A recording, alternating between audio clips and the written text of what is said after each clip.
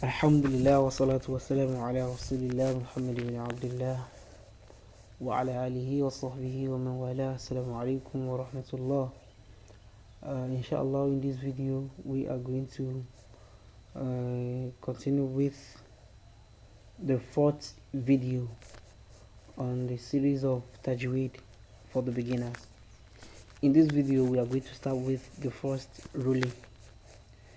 The ruling we are going to look at today is or the rulings are ahkamun nun sakinati wa tanween, the rules governing your nun sakina and tanween.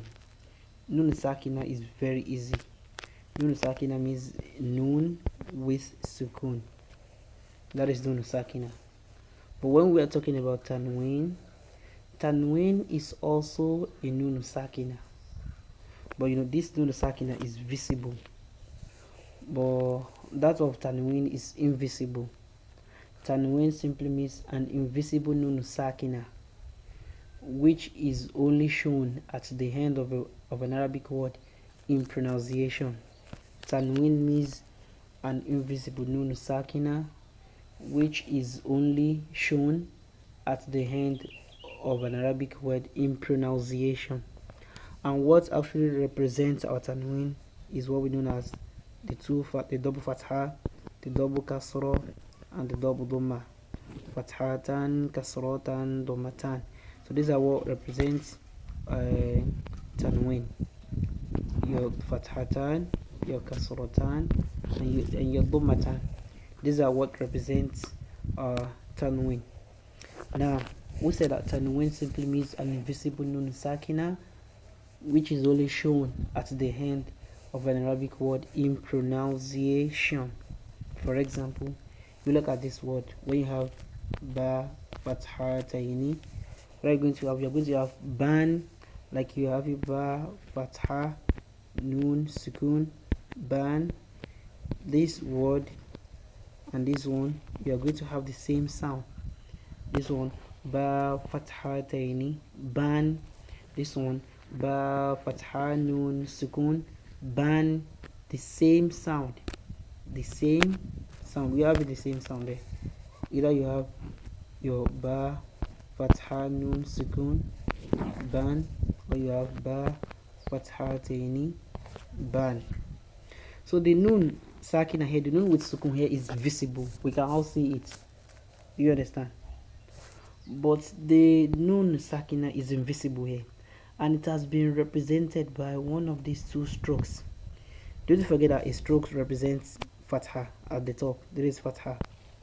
But because we are bringing in an invisible nun sakina, which initially should have been shown, but it is only represented by another stroke, and that is the second stroke you are having with this.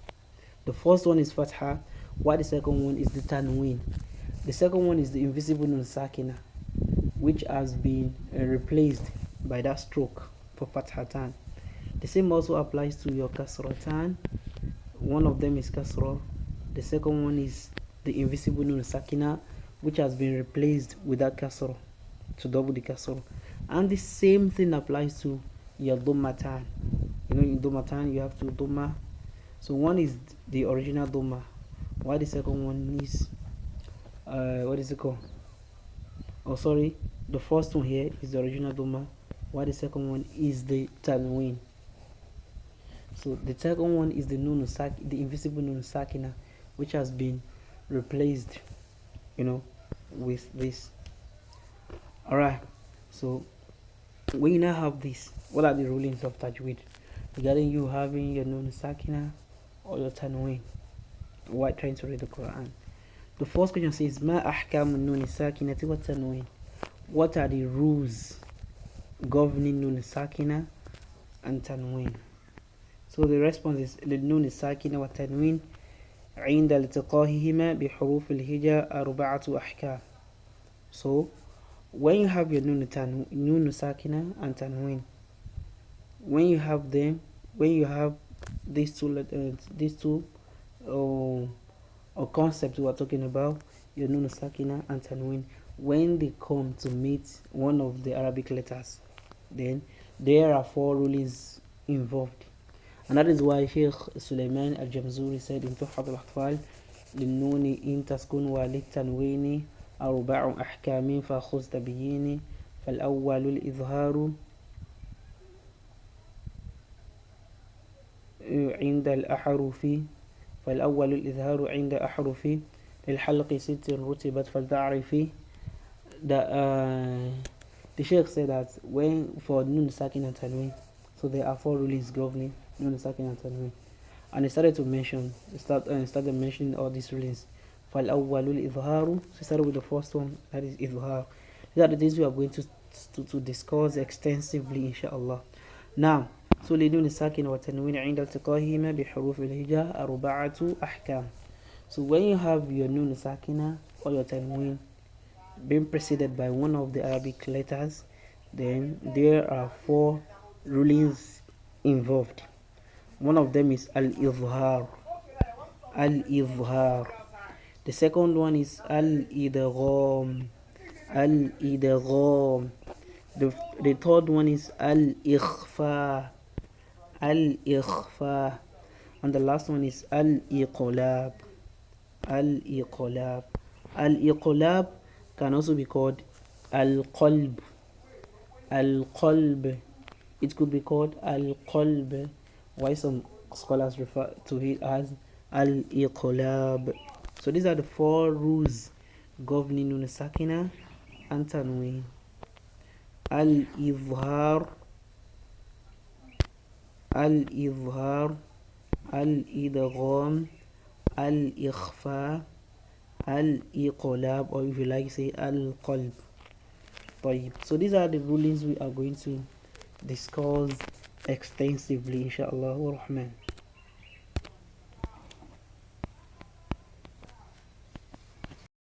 Now let's start with the first ruling. The first ruling we are having is al-izhar. Al-izhar. The way we say al-izhar, we are all new to this. At least we should know the meaning of al-izhar. Al-izhar, what does it mean? Then, and that is why the author asked, ما تعريف الإظهار لغة واصطلاحا. That what is the definition, the lexical definition and the technical definition of al-izhar? You understand?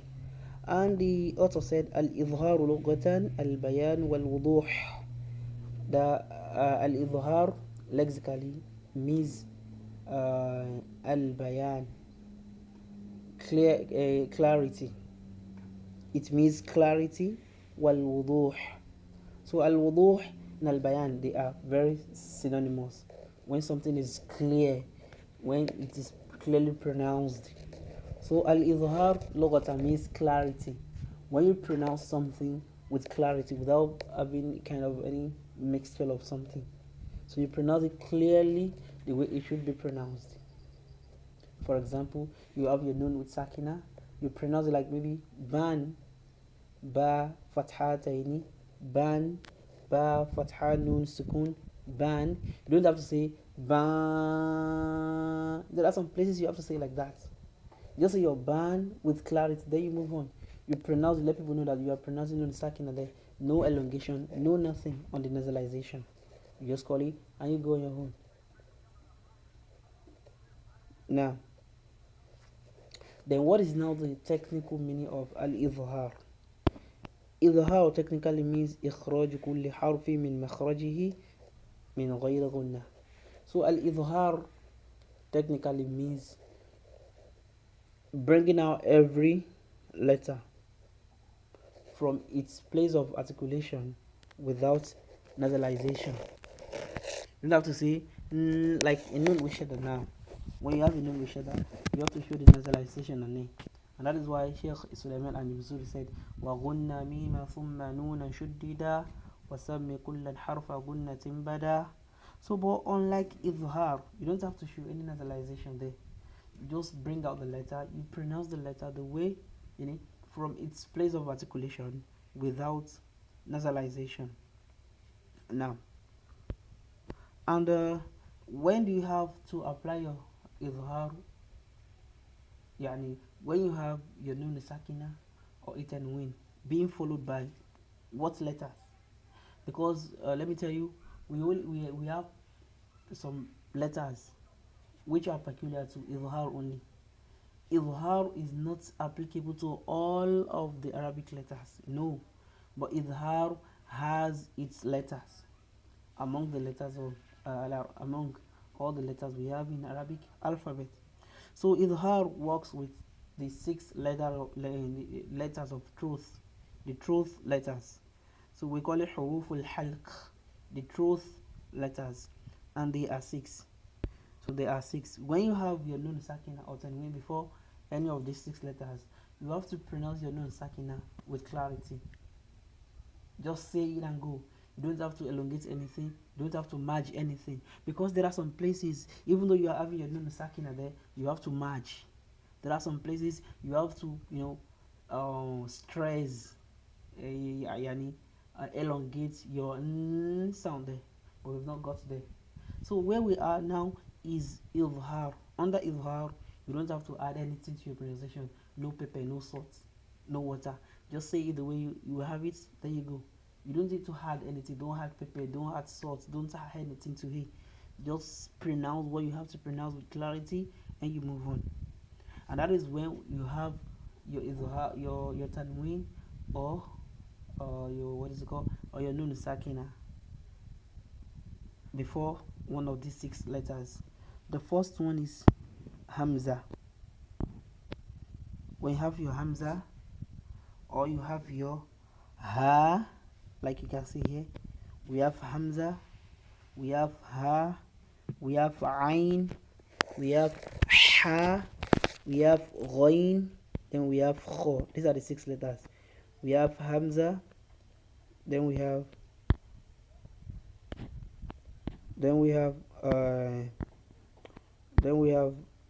what is it called?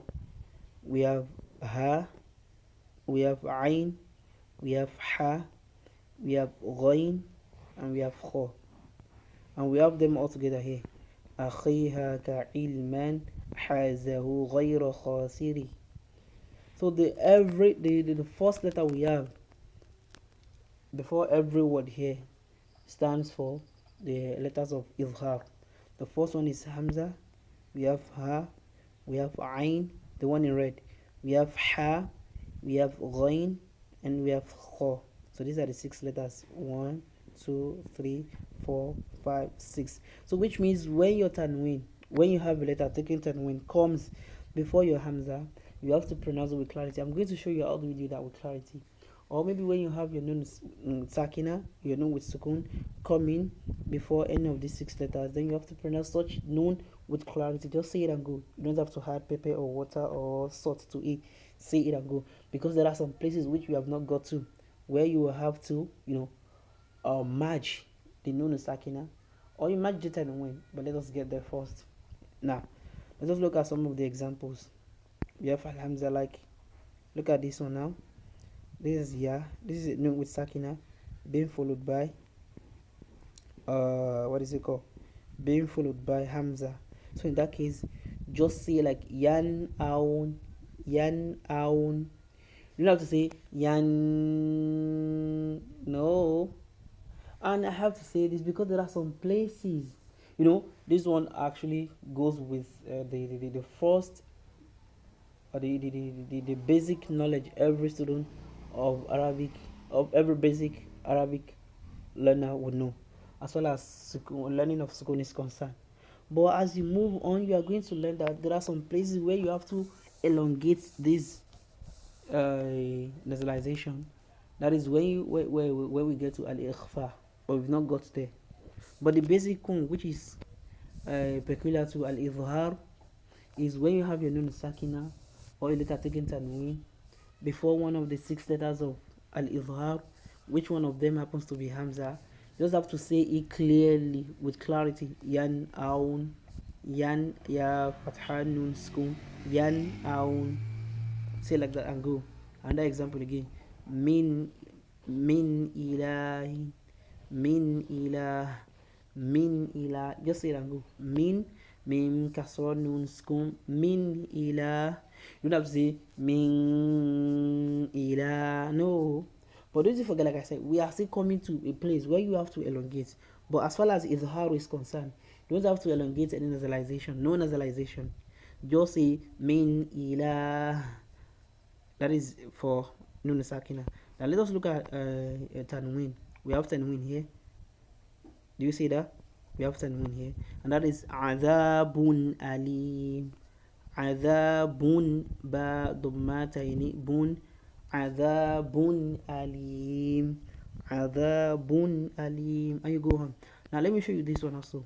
As far as Quran is concerned, whenever you are having your tanwin and you have to apply a, what is it called, izhar, your dhammatani will always be written like this. Basically it is double dhamma like this.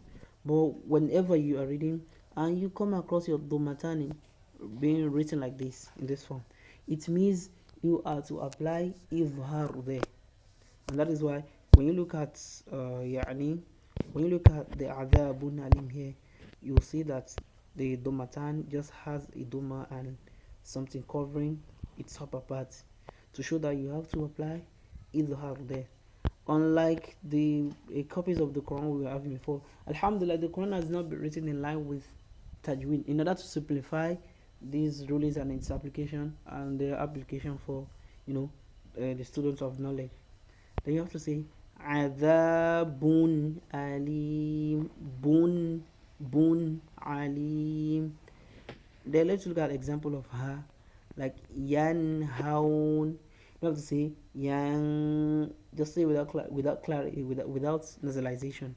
Yanhaun min hade likulli qawmin hade likulli qawmin hade qawmin min, and I go on, because the min there takes tanwin, takes kasratan.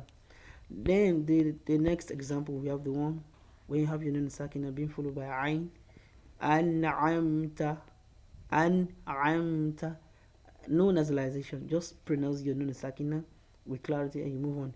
Min alaqa, min alaqa.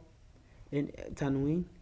Hakimun alim, hakimun alim. Do you understand? Then we go to ha, like وتنحتون تنحتون min hakimin hamid. There's an error here. They don't take sukun, no fatha. Min hakimin hamid. Do you understand? You just have to pronounce with clarity.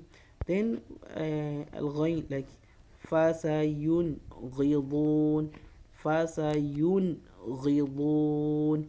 You don't have to say fasayun, no. Min ghil, la afuwun ghafur, la afuwun ghafur. Just pronounce your tanwin there with clarity.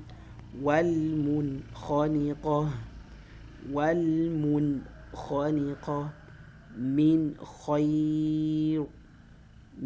khair, like that. So I think this official will stop here today. Inshallah, we are going to continue in our next video with al-idgham. ونسأل الله سبحانه وتعالى أن يبارك فيما تعلمنا وفيما سنتعلم إنه على ذلك قدير وبالإجابة جدير. والسلام عليكم ورحمة الله وبركاته.